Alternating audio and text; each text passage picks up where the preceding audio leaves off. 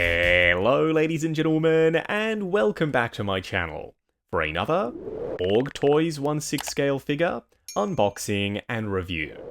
Today, we're taking a look at the Stillsuit version of Paul Atreides from Dune. Now, I got mine as a review sample organised by 1/6 Kit. I've popped a link to Kit's website in the description below.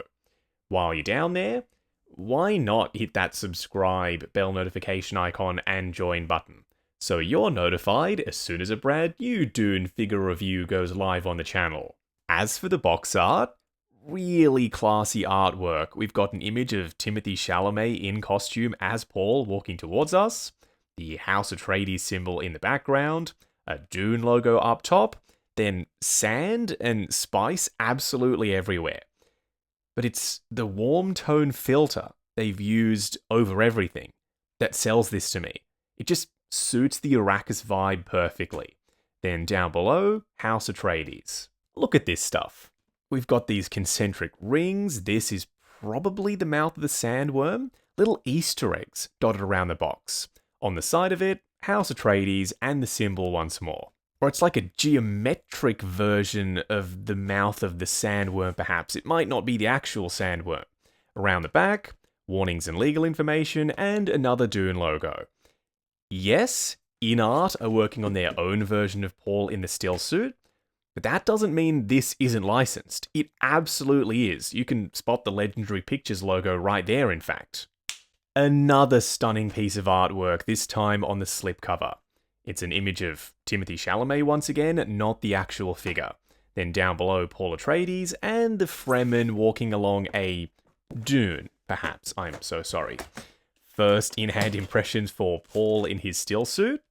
Loving the look of the outfit, the feel in hand. He's not overly heavy, but he feels nice and sturdy. And that head sculpt. I can already tell it's a massive upgrade over what they gave us with their first version of Paul, which I still really liked. What we're going to do now is get all of his accessories laid out in the lightbox and take a closer look at everything he comes with. Starting off with the display base first. This is a big base, man, and it's quite tall. It's, by default, a centerpiece style base because it's going to give him an added height boost in the collection. Around the front, Dune and Paul Atreides on the real metal brushed etched nameplate. But this, I'm not sure about. They've taken a leaf out of Hot Toys' playbook, and not a good one. I always complain when Hot Toys give us their rectangular, compact, diorama sand footprint bases. So it wouldn't be fair if I didn't also complain just a little about this one. The reason why I don't like the footprints is because you really have to have his feet in these footprints for this base to make sense. If only they'd have left those footprints out, because everything else is flawless. The sand texture, the rippling effect for the mini sand dunes, the darker shading in the valleys to give it some added depth. Yeah, it's a beautiful base. It's just the footprints that upset me a little. Above that, a wide scoop, height adjustable crotch grabber. Loving the attention to detail, even this glorified coat hanger that's only here to make sure the cloak holds its shape, this is cardboard, is fully printed. Hot Toys doesn't even do this. They give us plain black pieces of cardboard to hold cloaks and capes and whatnot. We've got Dune straight through the middle, as well as these sandworm sketches in the background. The cloak is made of this thin, lightweight fabric. We'll try this out on him a little bit later. His mask, wearable. This is something we'll also have to try out later. There's an elastic strap on the back of it with a Velcro closure. His backpack is a mix of sculpted plastic pieces. This, the main section, the roll down below, the bit that hangs down. But then we also have padded fabric pieces and a real strap around the front with a Velcro closure, just like the mask. The thing that hangs down at the bottom has some real metal pins in there and some metal loops, so this is never going to break off. I reckon the reason they went sculpted plastic over fabric for the main parts of the bag is because they wanted to weather it. And now you can pre-sculpt in the wrinkles and the zippers and the creases, plus paint it to make it look dirty and grimy, where doing that with fabric for something so small isn't easy. Not to mention getting it to hold its shape, and because it's sculpted now, it's heavy. It's actually going to have some weight as it hangs on his back. So you get two bladed weapons. This dagger has a House Atreides symbol on it, sculpted plastic. There's a lighter green dry brush for the handle, but the blade is shiny enough to make it look like metal maybe from a distance. This does store on his outfit. I'll show you where that goes when we check out Paul. This weapon, though, the sandworm tooth knife, it's got some intricate carvings down below and for the handle. Then this shading airbrushed effect from the top of the tooth where it's quite light to the bottom of it where it meets the handle, it gets significantly darker. He is going to be wielding this in my display, probably doing that iconic pose where this is lifted up to his forehead.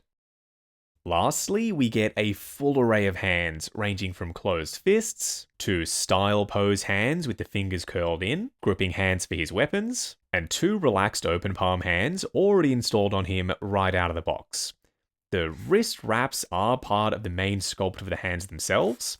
Then we've got some wrinkling on the palms, plenty of lighter sandy colored dry brushing, armor plating for his knuckles, and also on the wrist wraps for some reason. Doesn't make a ton of sense, but it is meant to be there. What we're going to do now is get Paul himself out here. Standing straight up and down in the light box, no crazy poses or accessories or anything like that. So it was a year ago that Org Toys gave us their first attempt at Paul Atreides. It was good, but nothing like this. This blows that first one out of the water. Proportions are so much better. The outfit is just more visually interesting and way more detailed. But the head sculpt is the one thing that, to me, says get this over that first one. In only a year, they managed to go from a company that I'd never even heard of to a company that makes Hot Toys quality figures. Because that's what this is. Up close and personal, kicking things off with Paul's head sculpt. Holy shit. Org Toys? I didn't know you had this level of quality in you. And I don't mean that as an insult. I am genuinely blown away by this sculpt. The subtle skin texture, the 5 o'clock shadow, the freckles and moles, the likeness to Timothée Chalamet, I can see it from every angle. But right there, the 3/4 turn, that is the killer angle for me. The only complaint I have, there's just one, is that I wish this head sculpt had moving eyes. Then you could move the eyes off to the side and meet that angle to bring out the likeness as much as possible. But in saying that, because they're looking up ever so slightly, it works for pretty much any pose. If you want to have him mid-battle, lean the head sculpt forward, he looks more serious, or you can have him looking up at a sandworm just as easily. Now let's discuss the hair. It's sculpted plastic, but it's very soft. It's this soft PVC-like material. We've got these licks of hair coming off the main bulk of the sculpt work. The hairline is well defined with individual strands up top. And there's flow to it. There's plenty of detail. A black wash, lighter dry brush, no complaints with the sculpted hair. Even around the back, you can make out the curls, the way it's layered. It angles in towards the base of his neck. And you can see his ears poking out underneath the hair around the front. There's different bits sticking out from one side to the other. It's an asymmetrical hair sculpt. The benefit with going sculpted for this is no styling is required. You don't have to do anything with it. It's always going to look exactly like this right out of the box. But the drawback is now he can't wear his hood because the sculpted hair is not removable. This is fabric, so technically speaking, it would have been wearable if you could have taken his hair off. But as it stands, this is part of the main sculpt. You cannot remove it. I am curious to see what he looks like with his moisture-capturing nose piece in, though. Let's give that a go. Oh, that's really good. The cable isn't wired, it's just a rubbery material, but it's heavy enough so that it curls and it drapes naturally. Look at that, the way it curls over his cheek. I didn't have to do anything with it. I literally just connected it under his nose and the rest just happened organically. I am going to have him displayed with this. It's too cool of a display option not to rock, in my opinion. There's only one other thing I want to try out with the sculpt, and it's installing his mask. Now I'm struggling. The mask, that's a great display option as well. But I probably won't go with this. I don't want to hide this gorgeous head sculpt. The base part of the mask is fabric, whereas the front part, that's sculpted plastic, and there's a lighter grey dry brush on it to make it look weathered.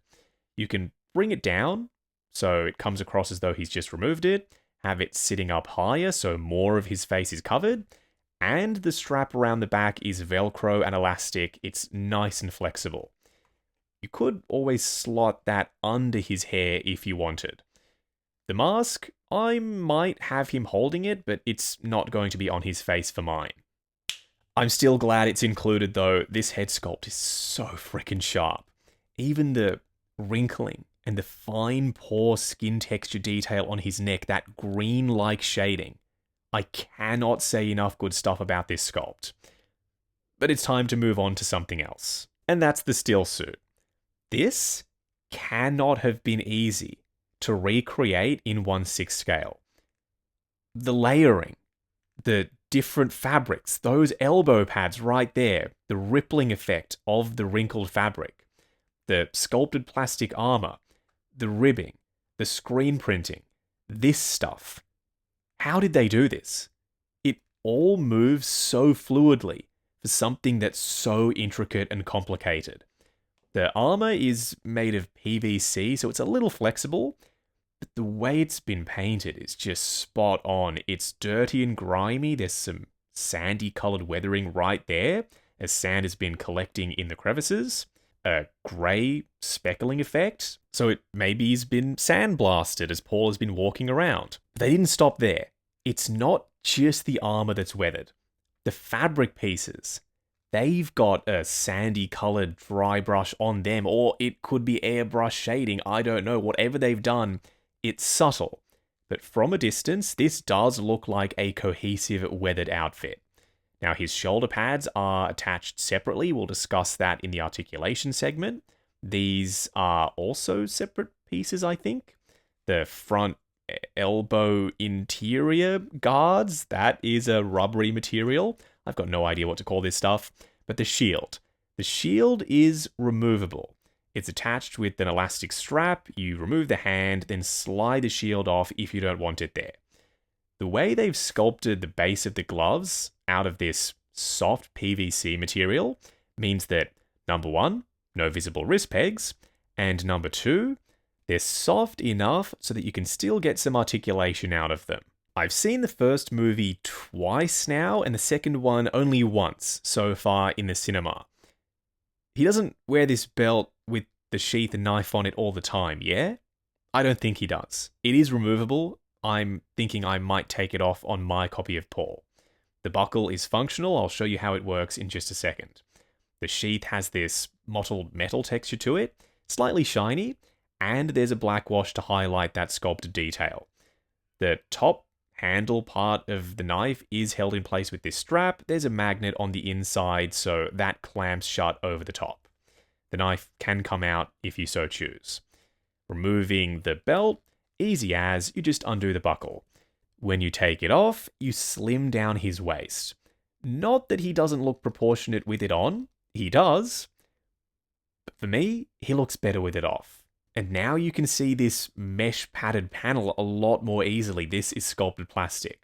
His codpiece, also sculpted plastic. His waist armor, all of this stuff is PVC. Even the straps and buckles. That's not a real strap, but it sure as shit looks like one. Coming down to his legs, this ribbing is some kind of padded material. Then we've got these faux pockets, some armor plates on his thighs.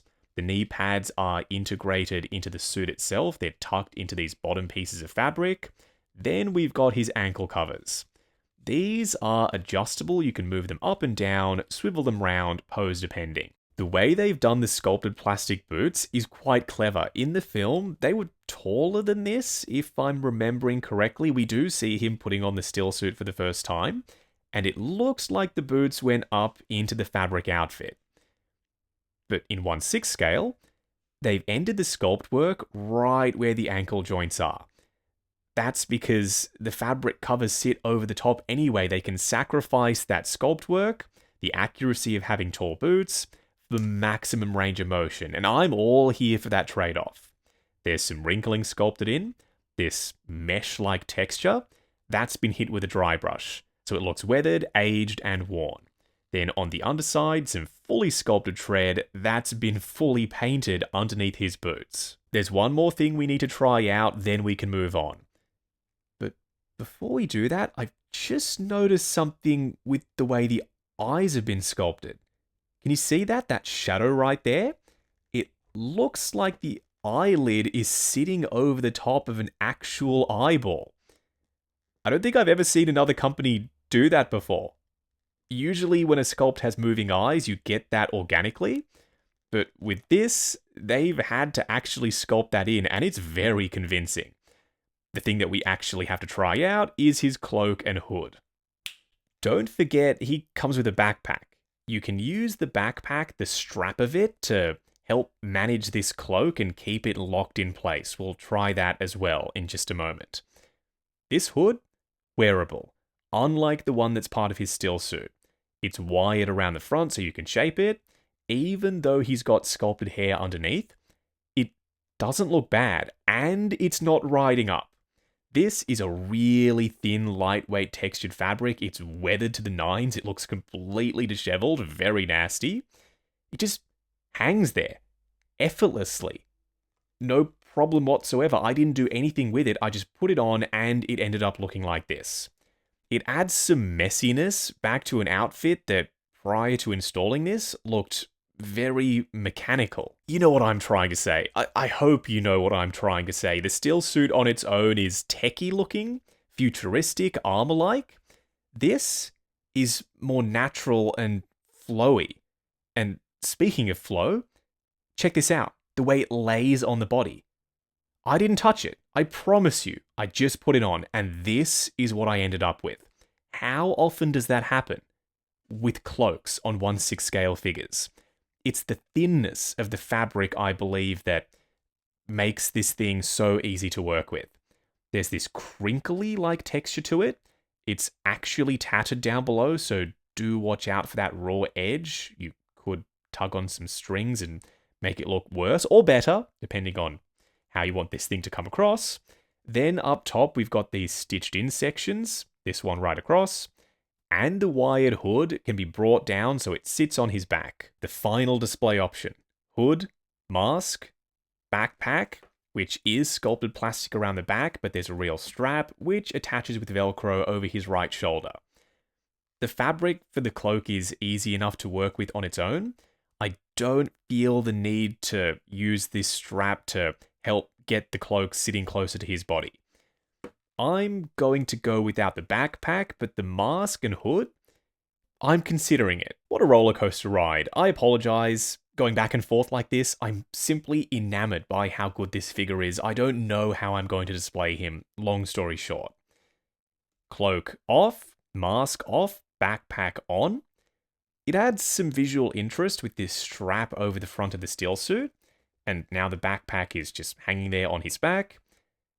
I'm not going to display him from behind, I'm never going to see this, and I'm not partial to the strap up front myself. For a quick side-by-side comparison, on the left, the stillsuit version of Paul by Org Toys, and on the right, the House Atreides Paul also by Org Toys. They've come a long way in a very short amount of time.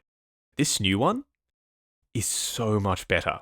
The head sculpt, the proportions, the size of him. The initial one was way too tall. You could argue that the boots give him some extra height. I don't think so. if you are only going to pick up one Paul from Dune, it has to be this Stillsuit version.